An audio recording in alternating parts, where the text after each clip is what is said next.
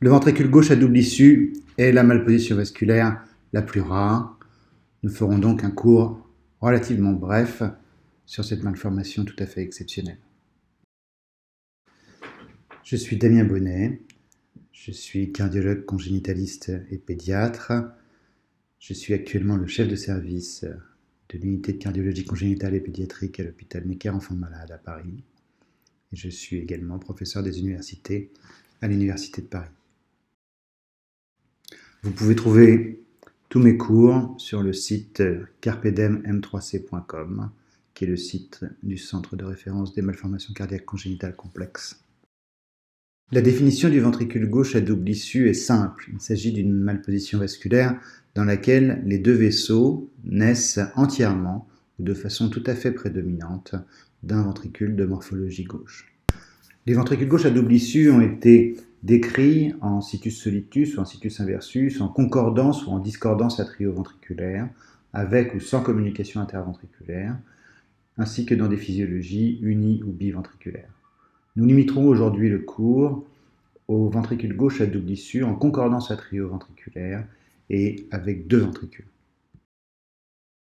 Le ventricule gauche à double issue est une anomalie tout à fait exceptionnelle, puisque sa fréquence est estimée à 1 pour 200 000 naissances.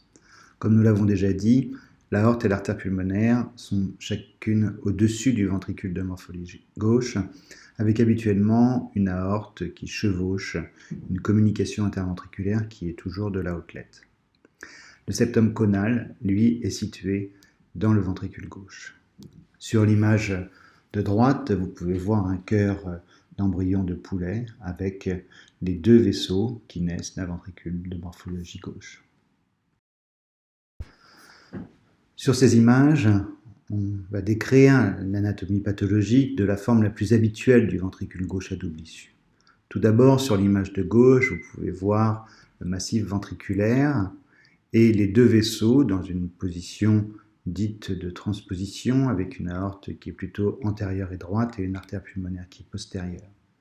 Sur l'image du milieu, on voit très clairement la communication interventriculaire de la haute-lette avec la valve aortique qui chevauche la communication interventriculaire. Enfin, sur l'image de droite, on voit à nouveau la communication interventriculaire de la haute-lette avec le septum conal séparant l'aorte de l'artère pulmonaire rétrécie et sténosée.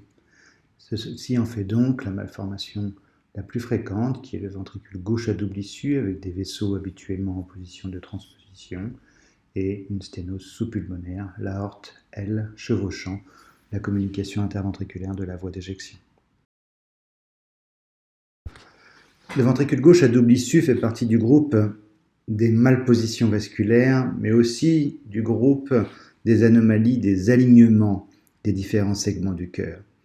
Ils ont été décrits à plusieurs reprises par Richard et Stella von Prague et sont résumés sur cette diapositive que nous verrons à plusieurs reprises dans les cours sur les malpositions vasculaires. De haut en bas, sur le schéma de droite, vous voyez le cœur normal, la discordance atrio-ventriculaire, la discordance ventriculaire isolée, qu'on pourrait assimiler à une double discordance, puis enfin la transposition des gros vaisseaux en position 5, la malposition anatomiquement corrigée des gros vaisseaux, puis le ventricule droit à double issue, et enfin, tout en bas, le ventricule gauche à double issue dans ses différentes formes en termes de loop ou de boucle cardiaque ou de position relative des gros vaisseaux en situs solitus ou en situs inversus. Ici, on évoque la controverse qui dit que le ventricule gauche à double issue est défini par l'absence bilatérale des conus sous-aortiques et sous-pulmonaires pour le distinguer des ventricules droits à double issue dans lequel il y aurait une présence de ces deux conus de façon systématique. Cette vision est effectivement restrictive et elle a été donnée initialement par Richard von Prague.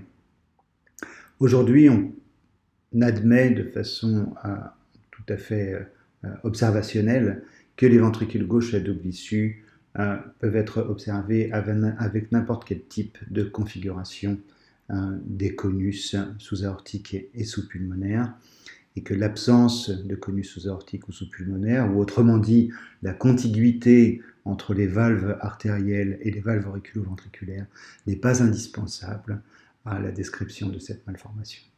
Il n'en reste pas moins que les ventricules gauche à double issue en situs inversus dans les configurations ILL ou IDD sont tout à fait exceptionnels.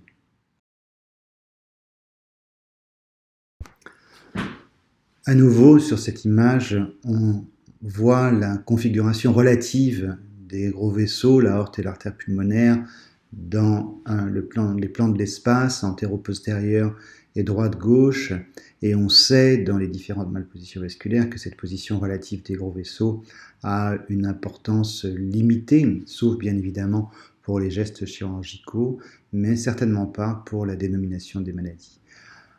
Dans le ventricule gauche à double issue, la configuration est habituellement celle qui est entourée d'un cercle rose avec une aorte qui est située à droite et généralement un peu plus en arrière de l'artère pulmonaire.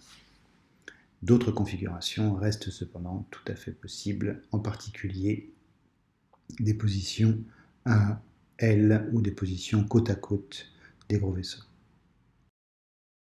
Pour terminer sur les descriptions morphologiques des ventricules gauche à double issue, dans ceux que nous décrivons ici avec deux ventricules, la communication interventriculaire est quasiment toujours une communication interventriculaire de la voie d'éjection ou de l'outlet.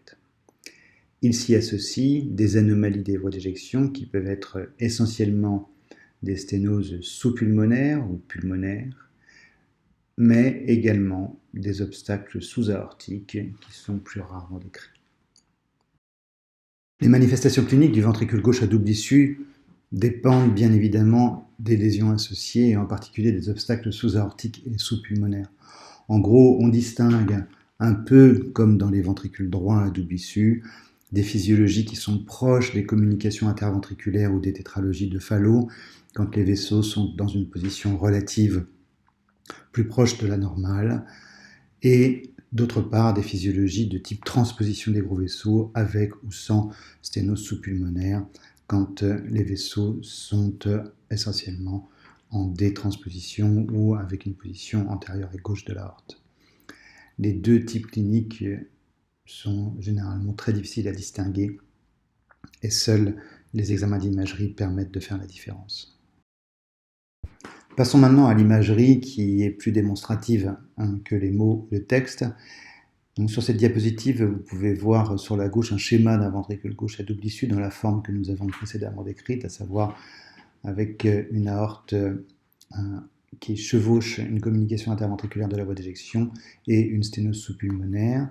Et sur l'image de droite, vous pouvez voir dans une vue sous-costale les deux vaisseaux qui naissent préférentiellement du ventricule gauche. Ceci est très clair pour l'artère pulmonaire de petit calibre qui naît du ventricule gauche et l'aorte plus large naissant à cheval au-dessus de la communication interventriculaire.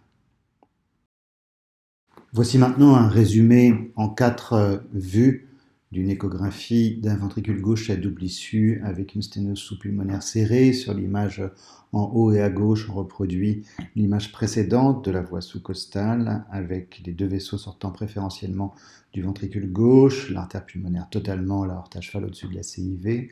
L'image de droite montre la course parallèle des deux vaisseaux avec une aorte antérieure de gros calibre, une artère pulmonaire postérieure plus petite. En bas à gauche, on voit l'image de la crosse de l'aorte avec le canal artériel qui alimente une petite artère pulmonaire postérieure. Et enfin, sur l'image en bas à droite, l'aorte en avant et à gauche de l'artère pulmonaire, donc en L transposition. Cette image fixe d'échographie bidimensionnelle et de Doppler couleur montre à nouveau la même cardiopathie qui est celle que vous verrez probablement le plus souvent, même si vous n'en verrez peut-être que de façon tout à fait exceptionnelle dans votre carrière de cardiologue congénitaliste. Le ventricule gauche donne naissance aux deux vaisseaux qui ont une course parallèle, l'aorte chevauchant un peu la communication interventriculaire, l'artère pulmonaire étant rétrécie. Sur une modalité d'imagerie plus ancienne, mais très démonstratrice également, vous voyez ici en angiographie, sur l'image en haut à gauche, une injection dans le ventricule gauche. On voit préférentiellement l'artère pulmonaire. Puis sur l'image qui est en bas à gauche, on voit que le ventricule gauche s'évacue dans les deux vaisseaux. À nouveau sur cette image, j'ai contouré les silhouettes des ventricules droit, ventricule gauche, la communication interventriculaire et la démonstration très bien visible, surtout sur les deux vues du haut, que les deux vaisseaux sortent d'un ventricule de morphologie gauche, l'artère pulmonaire postérieure, l'aorte antérieure. Et pour terminer sur les angiographies, une angiographie dans le ventricule gauche atteint de façon rétrograde à partir de l'artère fémorale. On voit encore clairement cette anatomie très particulière du ventricule gauche à double issue avec les deux vaisseaux qui sortent du VG.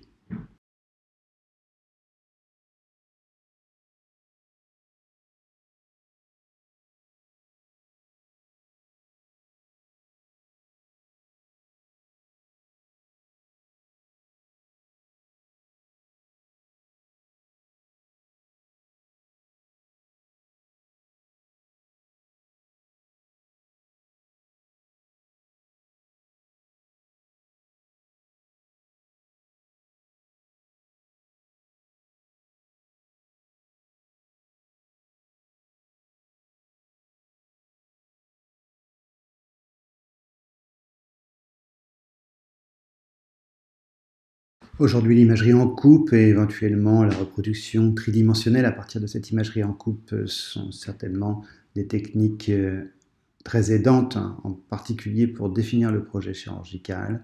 Il y a aussi un travail de l'équipe de Toulouse qui montre sur un scanner un ventricule gauche à double issue dans la forme que nous décrivons depuis le début de ce cours, et on voit très bien sur l'image tridimensionnelle les deux vaisseaux naître du ventricule gauche séparés par le septum caudal qui le chevauche.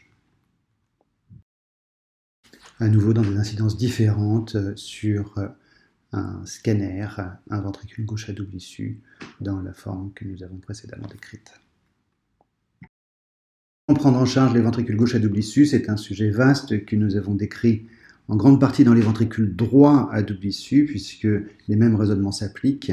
En effet, certaines anatomies, certains rapports des vaisseaux avec la communication interventriculaire peuvent permettre des réparations intracardiaques de type intraventricular repair ou tunnelisation. D'autres justifient qu'on élargisse en même temps que cet IVR la voie d'éjection droite.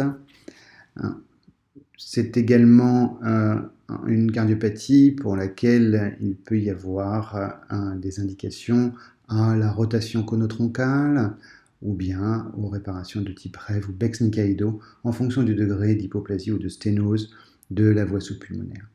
Enfin, il n'est pas exceptionnel dans ce type de malformation qu'on aille vers de la chirurgie palliative à type de dérivation cavo-pulmonaire quand la réparation intracardiaque n'est pas possible.